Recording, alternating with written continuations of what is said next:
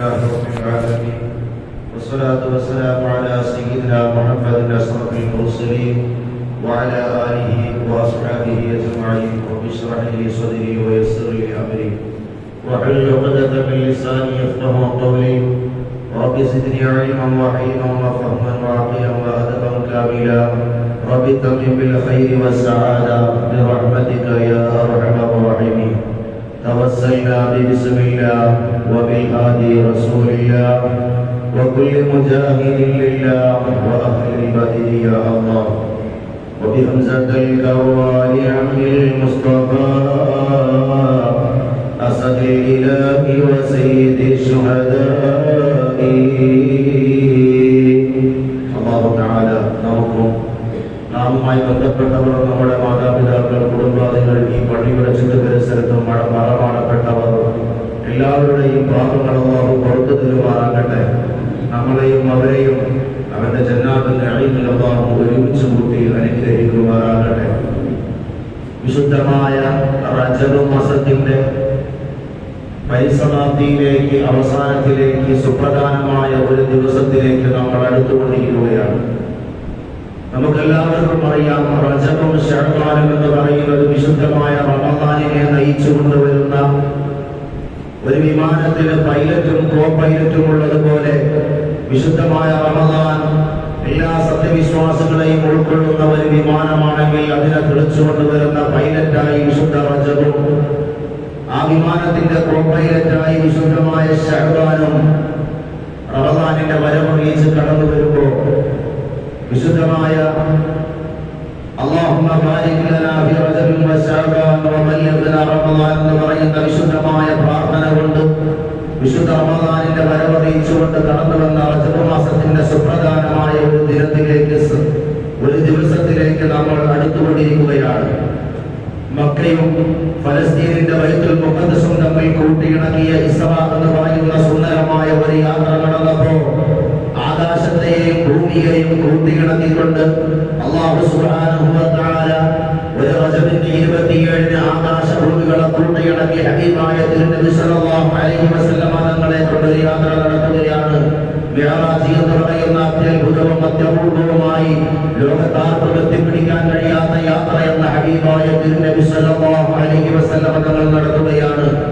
സർവമാന ലോകങ്ങളും കീറി മുറിച്ച് ദൃശ്യപ്രപഞ്ചത്തിന്റെ സർവ അതിരുകളും ഭേദിച്ച് നമ്മുടെ കണ്ണുകൾക്കും നമ്മുടെ കാതുകൾക്കും കേൾക്കാൻ കഴിയാത്ത കണ്ണുകൾക്ക് അഗോചരമായ ഈ പ്രപഞ്ചത്തിന്റെ ഏതോ ഒരു കോണിൽ അല്ലാഹുവിനെ മാത്രം അറിയുന്ന അവന്റെ ഏതോ ഒരു പ്രദേശത്തിൽ അല്ലാഹു തആല ഹബീബായ തിരുനബി സല്ലല്ലാഹു അലൈഹി വസല്ലം തങ്ങളെ കൊണ്ടുവരുമ്പോൾ വിശുദ്ധമായ ഖുർആൻ വളരെ വിശാലമായി പറഞ്ഞതുപോലെ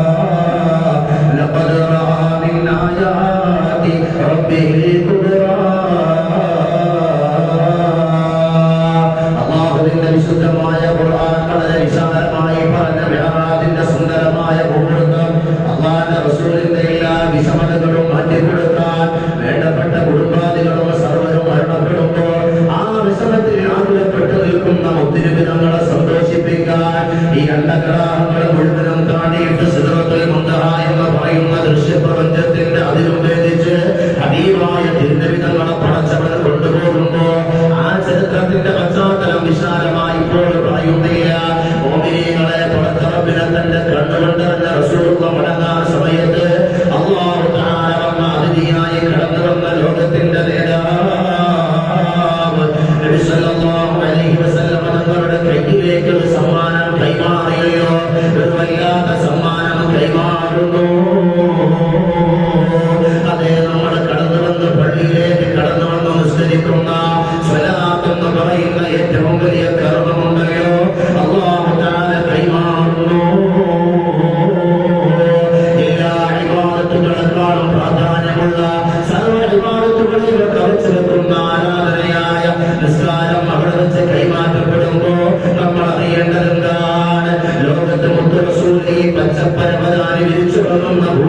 ചവിട്ടി നിൽക്കുമ്പോഴാ നോമ്പ് നിർബന്ധമാക്കപ്പെടുന്നത്. ഇവിടെ ചവിട്ടി നിൽക്കുമ്പോഴാ ഈ ഭൂമിയിൽ നിലയുറപ്പിക്കുമ്പോഴാ ഹജ്ജ് ഇവിടെ നിർബന്ധമാകുന്നത്. ഉംറ എന്ന് പറയുന്ന കർമ്മം ഇവിടെ ഇറങ്ങുന്നത്. സകാത്ത് നിർബന്ധമാകുന്നത്. ഇങ്ങനെ തുടങ്ങി ഇസ്ലാമിന്റെ സർവ്വ കർമ്മങ്ങളും അല്ലാഹുവിന്റെ റസൂൽ ഇവിടെ നിൽക്കുമ്പോൾ നമുക്ക് നിർബന്ധമായതാണെങ്കിൽ നിസ്കാരം അങ്ങനെയല്ല. അല്ലാഹുവിന്റെ റസൂലിനെ ഭൂമിയും വിട്ടുകടത്തിയിട്ട് ഈ കാണുന്ന പ്രപഞ്ചവും വിട്ടുകടത്തിയിട്ട് അല്ലാഹു മാത്രം അറിയുന്ന ഏതോ ഒരു കോണിൽ കൊണ്ടു നിർത്തിയിട്ട് അല്ലാഹു തആല കൈമാറിയ ഒരേ ഒരു അമലെന്ന് പറയുന്നത്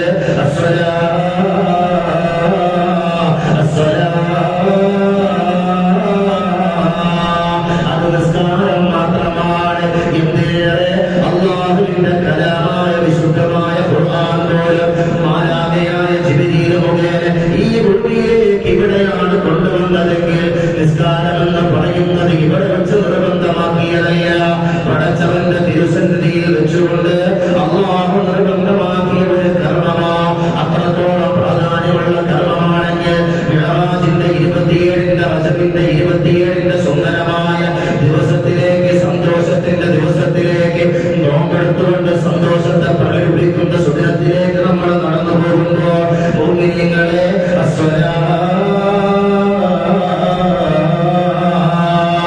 എന്റെ പ്രിയപ്പെട്ടവരെ, എന്റെ ചെറുപ്പക്കാരെ, നിസ്കാരം ഒഴുകപ്പെടുത്ത ജീവിതത്തിൽ ഒരു ശീലമാക്കി നമ്മുടെ ജീവിതത്തെ ധന്യമാക്കാൻ നമുക്ക് കഴിയേണ്ടതുണ്ട്.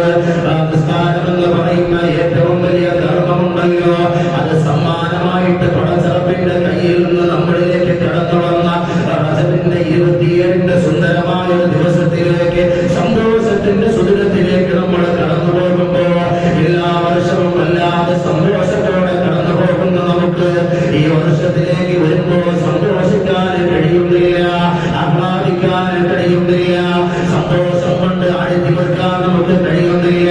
കാരണം എന്തെന്നറിയുമോ? മിഅ്റാജ് റജബിന്റെ 27ന് മിഅ്റാജിന്റെ യാത്രയിലൂടെ പടച്ചറപ്പ് കൈമാറിയ ആ നിസ്കാരം എന്ന് പറയുന്ന ഏറ്റവും വലിയ കർമ്മം ഇവിടെ നിലനിർത്തുന്നതിന് വേണ്ടി പടച്ചറപ്പ് തയ്യാറാക്കിയ മന്ദിരങ്ങളാണ് മസാജിദുല്ലാഹ്. പടച്ചറപ്പിന്റെ മസ്ജിദുകൾ എന്ന് പറയുന്നത്, നിസ്കാരം എന്ന് പറയുന്ന സമ്മാനം കിട്ടിയ സന്തോഷം റജബിന്റെ 27ാം ദിനത്തിൽ മുസ്ലിം സമൂഹം പങ്കുവെക്കുമ്പോൾ ഈ വർഷം നമുക്ക് ആ സന്തോഷത്തിന് കഴിയുന്നില്ല. കൽബ് നിറയെ സങ്കടമാണ്, കൽബ് നിറയെ വിഷമതകളാണ്, കൽബ് നിറയെ വ്യാകുലതകളാണ്. മറ്റൊന്നുമില്ല, ആ നിസ്കാരം നിർബന്ധമാക്കിക്കൊണ്ട് വരുമ്പോൾ അത് നിർവഹിക്കപ്പെടാൻ ലോകത്തെ പണിയെടുപ്പിച്ച പടച്ചവന്റെ മന്ദിരങ്ങളുണ്ടല്ലോ, ഇസ്ലാമിന്റെ ഷാറുകളുണ്ടല്ലോ, സർവ്വതും തകർത്ത് തരിപ്പണമാക്കുകയാണ്.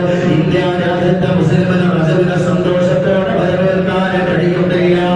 ഏത് നിമിഷവും തന്റെ നാട്ടിലെ പള്ളികൾ മുഴുവൻ അമ്പലങ്ങളായി മാറുന്ന, അല്ലെങ്കിൽ മറ്റേതെങ്കിലും സ്ഥാപനങ്ങളായി മാറുന്ന ഒരു കാഴ്ച നമ്മുടെ ചുറ്റുഭാഗത്ത് അരങ്ങേറുമ്പോ ഈ സമ്മാനം നിർവഹിക്കാനുള്ള കേന്ദ്രങ്ങളായ ബാബരി മസ്ജിദ് തകർക്കപ്പെട്ടുകയോ രണ്ടാം ബാബരി അരങ്ങേറുകയാണെയോ ഡൽഹിയിൽ നിന്ന് ഒരു പള്ളിയുടെ ഒരു മദ്രസ തട്ടിത്തകർത്ത് തരിപ്പണമാക്കുകയോ യാൻഗാബി മസ്ജിദിന്റെ ഉള്ളറയിൽ ഹൗദിന്റെ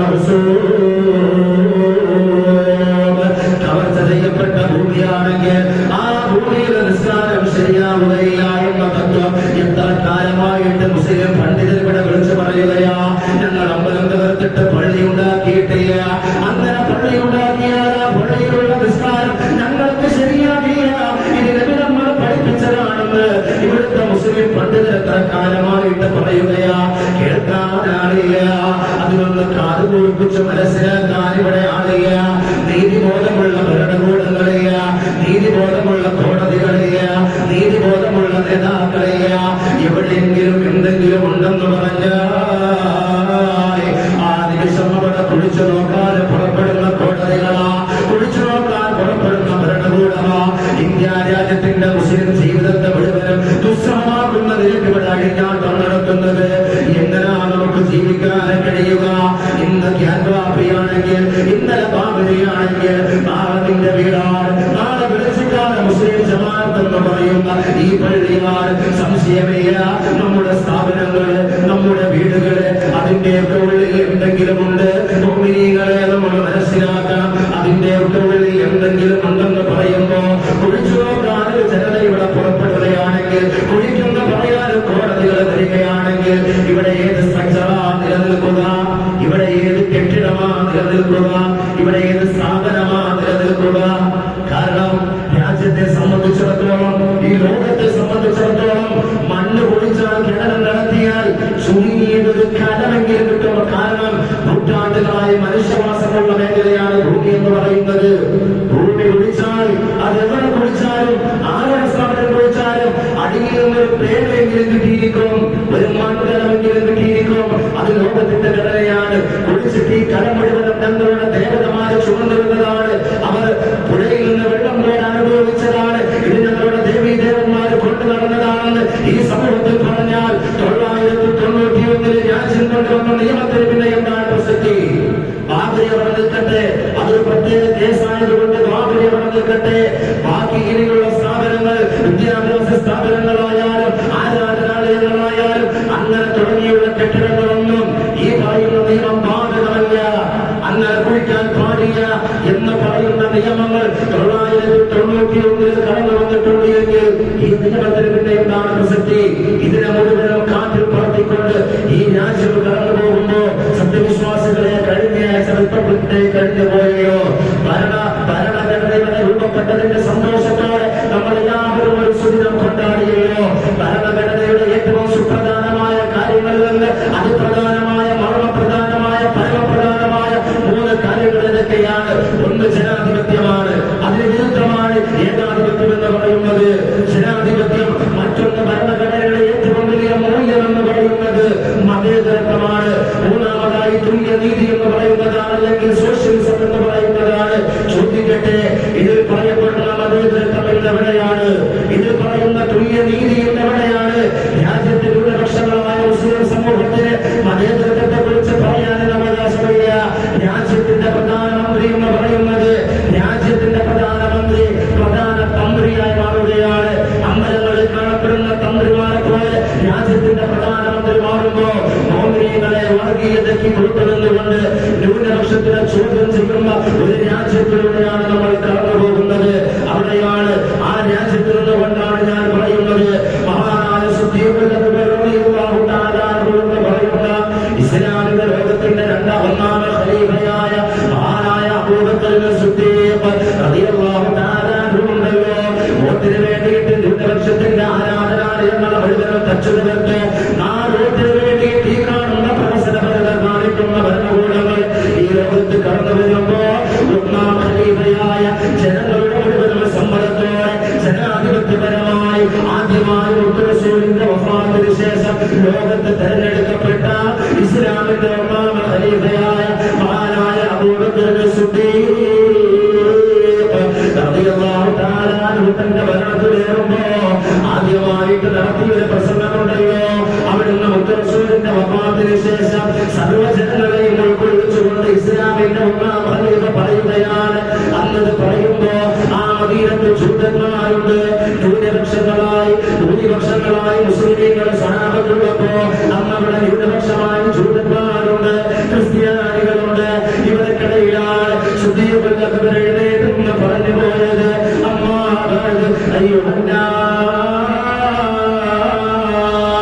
ഈ രാജ്യത്ത് ജീവിക്കുന്ന ജനങ്ങളെ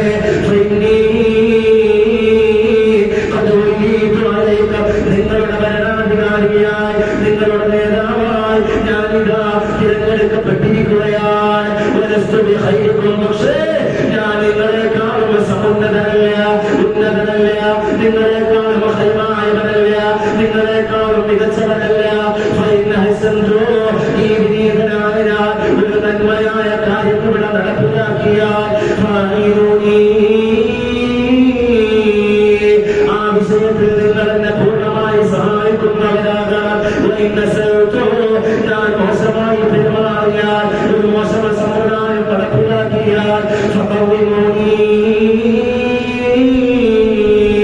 എന്നെ നിങ്ങൾ ചുവടാക്കണം, എന്നെ നന്നാക്കണം, നേരായ പദ്ധതിയിലൂടെ നിങ്ങൾ എന്നെ നടത്തണം. അതിനുള്ള പരമാധികാരം എന്നെ തെരഞ്ഞെടുത്ത നിങ്ങൾക്കുണ്ട്. എന്നിട്ട് പറയുകയാണ്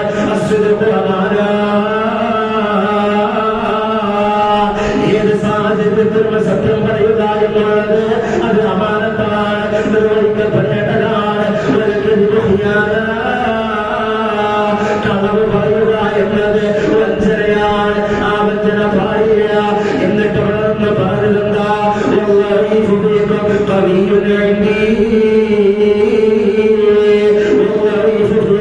നിങ്ങളിൽ നിന്നുള്ള ബലഹീനരുണ്ടല്ലോ, നിങ്ങളുടെ കൂട്ടത്തിലുള്ള ന്യൂനപക്ഷങ്ങളുണ്ടല്ലോ, ഇവിടെ ജൂതന്മാരുണ്ട്, ഭൂരിപക്ഷങ്ങളായിട്ട് മുസ്ലിം സമൂഹമാണ്. പക്ഷേ നിങ്ങൾ ഭൂരിപക്ഷമാണെന്ന ഏതെങ്കിലും ഒരു നിലപാടിൽ പാവപ്പെട്ടവന്റെ വെക്കിട്ട് നിങ്ങൾ കേരേണ്ട ഒരു സാഹചര്യം വന്നാൽ നിങ്ങളിൽ നിന്നുള്ള ദുർബലരുണ്ടല്ലോ, ബലഹീനരുണ്ടല്ലോ, ന്യൂനപക്ഷ വിഭാഗങ്ങളുണ്ടല്ലോ, അതിനു വേണ്ടി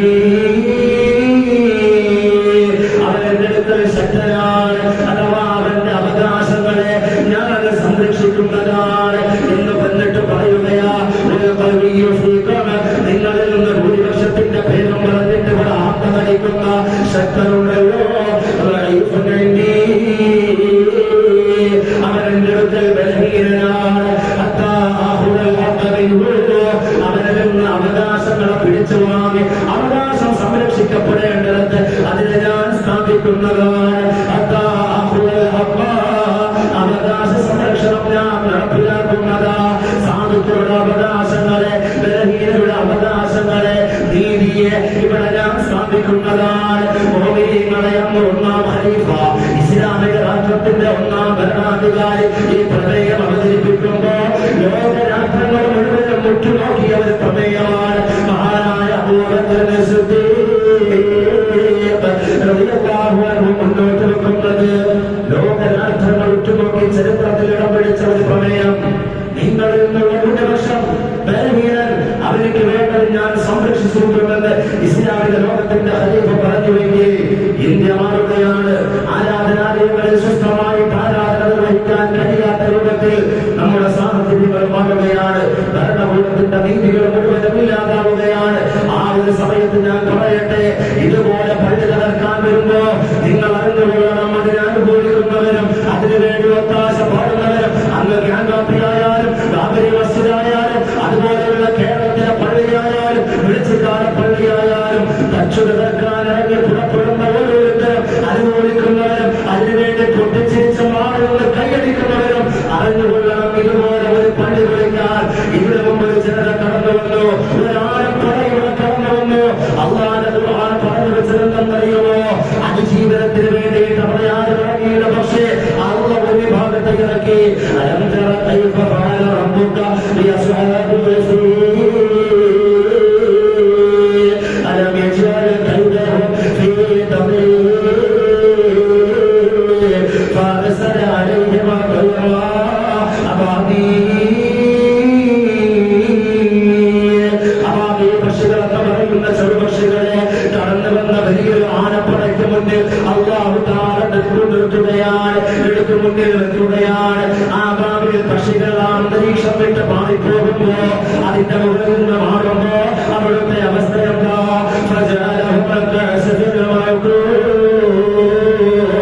ചവച്ചടക്കപ്പെട്ട വൈക്കോൽ കൂടുകൾ പോലെ വലിയൊരു സമൂഹം നാശത്തിന്റെ വക്കിൽ കിടക്കുകയാ. അതേ പള്ളി പൊളിക്കാൻ വരുന്നവരും ഇസ്ലാമിന്റെ ശിആറുള്ള ഖുർആൻ വരുന്നവരും അറിഞ്ഞുകൊള്ളുക, അബാബീൽ വഴിയും ആവർത്തിക്കപ്പെടുന്നതാ. ഒരു രാജ്യം തന്നെ തുറച്ചുനീക്കപ്പെട്ട ചരിത്രമുണ്ടല്ലോ. അള്ളാന്റെ ശിആറിൽ തൊട്ടുകളിച്ചാൽ, അള്ളാന്റെ ശിആറിൽ തൊട്ടുകളിച്ചാൽ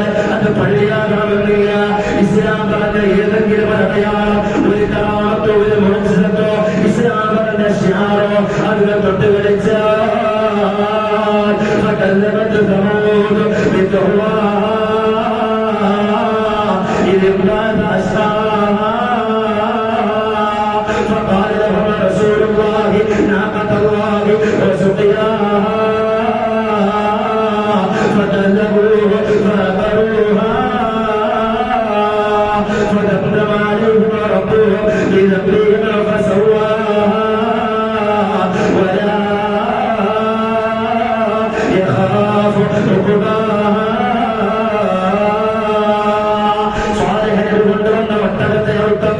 ചുറ്റുപാടത്തുള്ള രാജ്യക്കാരുള്ള നോക്കുമ്പോ തൊട്ടടുത്തുള്ള രാജ്യം അതവിടെ ഉണ്ടായിരുന്നു.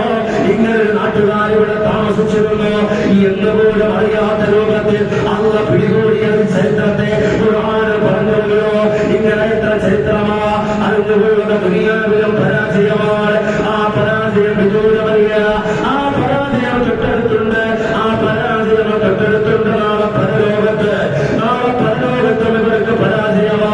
മുസ്ലിങ്ങളെ നമുക്ക് ആശ്വസിക്കാം, നമുക്ക് സമാധാനിക്കാം. ഇനി പറയാൻ നമുക്ക് കോടതികൾ നീതികേട് കാണിക്കുമ്പോ ആരുടെ മുന്നിലാണ് നമ്മുടെ പ്രശ്നങ്ങൾ നമ്മൾ ഇറക്കി വെക്കുക? പ്രശ്നം ഇറക്കി വെക്കാൻ പണച്ചറപ്പായ മാലിക്കുൽമലൂക്കായ ജബ്ബാറായ മക്കല്ലാതെ ഒരാൾ പോലും നമ്മുടെ മുന്നിലല്ലോ. പരലോകത്തും ഇവർ പിടികൂടപ്പെടുന്നതാ. എല്ലാവരെയും കൊണ്ടുവരുന്ന, എല്ലാ ജനങ്ങളെയും ആനയിച്ചു കൊണ്ടുവരുന്ന ഒരു നാളുണ്ടല്ലോ. അള്ളാനെ പറഞ്ഞതല്ലയോ,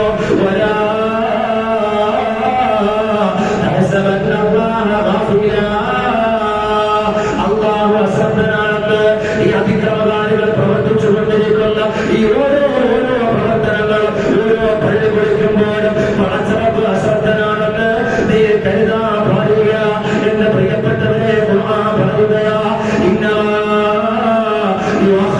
അവർക്ക് അവധി നൽകുകയാ, ഒരു അവധി അവർക്ക് കൊടുക്കുകയാ. ഒരു നിശ്ചിതമായ ദിവസത്തേക്ക് അവധിയൊക്കെ കൊടുക്കുകയാ. ആ ദിവസങ്ങളുടെ ദിവസമോ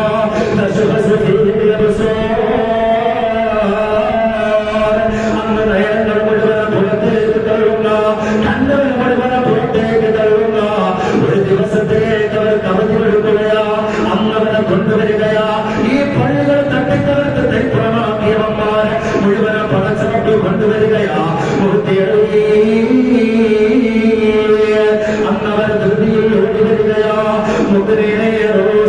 അവരുടെ തലകൾ കുറിച്ച് തലകൾ ഉയർത്തിപ്പിടിച്ച് പണച്ചവട്ടിനെ ലക്ഷ്യമാക്കി അന്നവർ കടന്നു വരുമ്പോ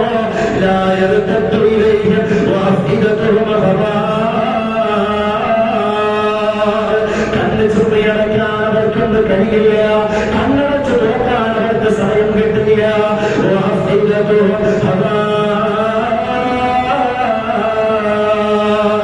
അന്നവരുടെ ഹൃദയങ്ങൾ ശൂന്യമാണ്. പടച്ചവന്റെ ശിക്ഷ പേടിച്ചവരുടെ ഹൃദയത്തിലൊന്നുമില്ല.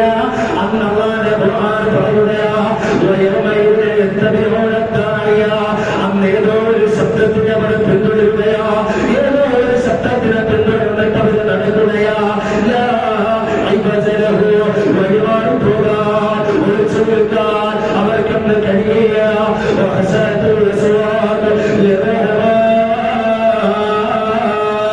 എല്ലാ ശബ്ദങ്ങളും പടച്ചവനെ പേടിച്ചിട്ട് നിശബ്ദമാകുന്ന ഒരു ദിവസമുണ്ടല്ലോ.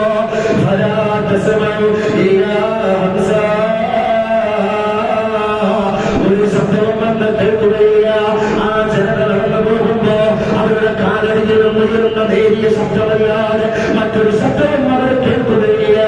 അങ്ങനെ ദിവസം കടന്നു വരുമല്ലോ, അവരൊരു ശബ്ദത്തിനെ പിന്തുടരുമല്ലോ. അന്ന് ഇസ്രാഫീലിന്റെ കാഹളമാ, ഇസ്രാഫീലിന്റെ ശബ്ദമാ.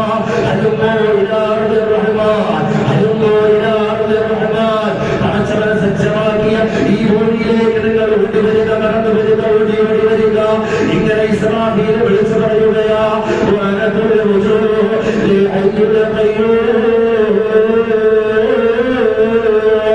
അന്ന് പണച്ചവനെ പേടിച്ചിട്ട് എല്ലാവരും തലകുലച്ച് വിനയാന്വിതരായി പണച്ചവനെ കീഴ്പ്പെട്ട് നിൽക്കുമ്പോ ഈ പള്ളികളെ മുഴുവൻ തട്ടിത്തകർത്തവന്മാര്, ലോക ഭരണാധികാരികളും ലോകം മുഴുവൻ അടക്കി വിളിച്ചവന്മാരും ലോക ചക്രവർത്തി രാജാക്കന്മാരും ആഗോള തലത്തിൽ മുഴുവനായും അടക്കി ഭരിച്ചിരുന്ന നല്ല ചക്രവർത്തിമാരായ സുലൈമാനബി, അത്തരത്തിലുള്ള പ്രവാചകന്മാരും അതുപോലെയുള്ള യുദ്ധത്തിൽ ചക്രവർത്തി അടക്കമുള്ള ഒരുപാട് രാജാക്കന്മാർ നിൽക്കുമ്പോ അതുപോലൊരു സമൂഹം അവിടെയുണ്ട്, ആമാൻ അവിടെയുണ്ട്, നമ്രൂദ് അവിടെയുണ്ട്, പള്ളികൾ മുഴുവനും തട്ടിത്തകർത്ത് കടന്നുപോയ ഫിർഔൻ അവിടെയുണ്ട്, ഖാറൂൻ അവിടെയുണ്ട്. ഇതുപോലെയുള്ള ഒരുപാട് ഭരണാധികാരികളെ അധികാരം ഉപയോഗിച്ച് ന്യൂനപക്ഷത്തിന്റെ മുകളിൽ കുതിരനയതിയന്മാരെ പിടിച്ചു നിർത്തിയിട്ടെന്ന് പടച്ചറപ്പ് ചോദിക്കുകയോ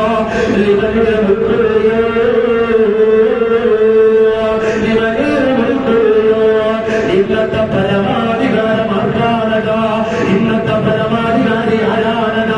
നിങ്ങൾക്ക് അധികാരം കിട്ടിയപ്പോ അധികാര കസേരയിൽ കയറിയിരുന്നിട്ട് ഒരുപാട് ബാബരികൾ ആവർത്തിച്ചവന്മാരല്ലയോ, ഒരുപാട് സ്ഥാപനങ്ങൾ തട്ടിത്തകർക്ക് തരിപ്പവന്മാരാക്കിയവന്മാരല്ലയോ? ഇന്നത്തെ അധികാരി ആരാനോ? ഇന്നത്തെ അധികാരം ആർക്കാനോ? അന്ന് ഫിറൗനുണ്ട്, ഹമാനുണ്ട്, നമ്രൂദുണ്ട്, ഖാറൂനുണ്ട്. ഒരാളോടും അക്ഷരം മിണ്ടുന്നില്ല, ഒരു തരം മിണ്ടുന്നില്ല. ഒരാളും മറുപടി പറയാതെ നിശബ്ദരായി ഏകാന്തപതികരായി അവിടെ നിലയുറപ്പിക്കുമ്പോ അവർ തന്നെ പറയുന്നൊരു വാചകമുണ്ട്,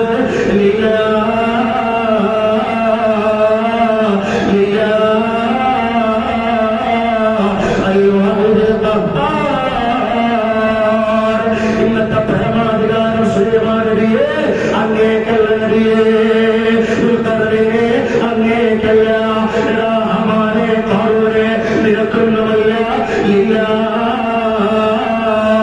അല്ലാഹുവിനാൽ പരമാധികാരിയായ അൽ-വാഹിദുൽ ഖഹാർ, സർവാധിപതിയായ ഏകനായ എനിക്കാരാകുന്ന അധികാരം എറിയോ ജിബ്രീലേ, ഇവന്മാരെ വലിച്ചെറിയോ നരകത്തിലേക്കെന്ന പാടുകൊണ്ട് ഇവരെ മുഴുവൻ നാളെ നരകത്തിലേക്ക് വലിച്ചെറിയപ്പെടുന്ന ഒരു കാലം അതിവിദൂരമല്ല, അത് അതിവിദൂരമല്ല. അല്ലാഹു അങ്ങവരുടെ കൂട്ടത്തിൽ നമ്മൾ വരാൻ പാടില്ല. മുഅ്മിനീങ്ങളെ, മിഅ്റാജ് വരികയാണ്. മിഅ്റാജിൽ നമുക്ക് ലഭ്യമായ നിസ്കാരം, ആ നിസ്കാരം നിർവഹിക്കപ്പെടേണ്ട പള്ളിയുടെ സൈഡിൽ പൊളിക്കപ്പെടുമ്പോ അവരുടെ അവസ്ഥയാണ് ഇങ്ങനെയെങ്കിൽ ആ നിസ്കാരം നമ്മുടെ ജീവിതത്തിൽ നിന്ന് പൊളിച്ചു കളയാൻ പാടില്ല. നിസ്കാരം ഒരുത്തൻ ജീവിതത്തിൽ നിന്ന് ഉപേക്ഷിച്ചാൽ അവൻ മതത്തെയാണ് പൊളിച്ചത്, പള്ളിയെയല്ല. അവൻ ദീനിനെയാണ് പൊളിച്ചത് എന്ന് ഹബീബായ മുഹമ്മദ് മുസ്തഫ സ്വല്ലല്ലാഹു അലൈഹി വസല്ലം തങ്ങൾ വിളംബരം ചെയ്യുകയാണ്. പള്ളി പൊളിച്ചവരുടെ ശിക്ഷ ഇങ്ങനെയാകുമ്പോ ആ കൂട്ടത്തിൽ നമ്മൾ കൂടി നരകത്തിലേക്ക് കടക്കാൻ പാടില്ല. കാലം അതിവിദൂരമല്ല.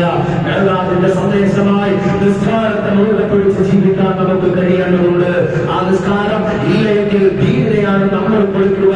പള്ളി പൊളിച്ചവരുടെ പരിണിത ഫലങ്ങൾ കാലം നമുക്ക് കാട്ടിത്തരുമ്പോ അതിന്റെ കൂട്ടത്തിൽ ദീൻ പൊളിച്ചവനായി, നിസ്കാരം ഉപേക്ഷിച്ചവനായി നമ്മൾ ജീവിച്ചു മരിക്കാൻ പാടില്ല. ഇന്ന് മുതൽ റജബ് 27 കടന്നു വരികയാണ്. സന്തോഷത്തോടെ നിസ്കാരം ഇന്ന് മുതൽ തുടങ്ങണം. വരുന്ന റജബ് 27 ഇൻഷാ അല്ലാഹ് വരും വ്യാഴാഴ്ച, അടുത്ത വെള്ളിക്ക് തൊട്ടു മുൻപുള്ള വ്യാഴം റജബ് 27 അന്ന് സുന്നത്തായ നോമ്പുണ്ട്. ആ സുന്നത്തായ നോമ്പ് എല്ലാ കിതാബിലും പറഞ്ഞതാണ്. ചിലരൊക്കെ എതിർക്കുന്നുണ്ട്, എതിർക്കട്ടെ. നിസ്കാരം എനിക്ക് കിട്ടിയ ദിവസമാണ്. ആ സന്തോഷത്തോടെ നന്ദി സൂചന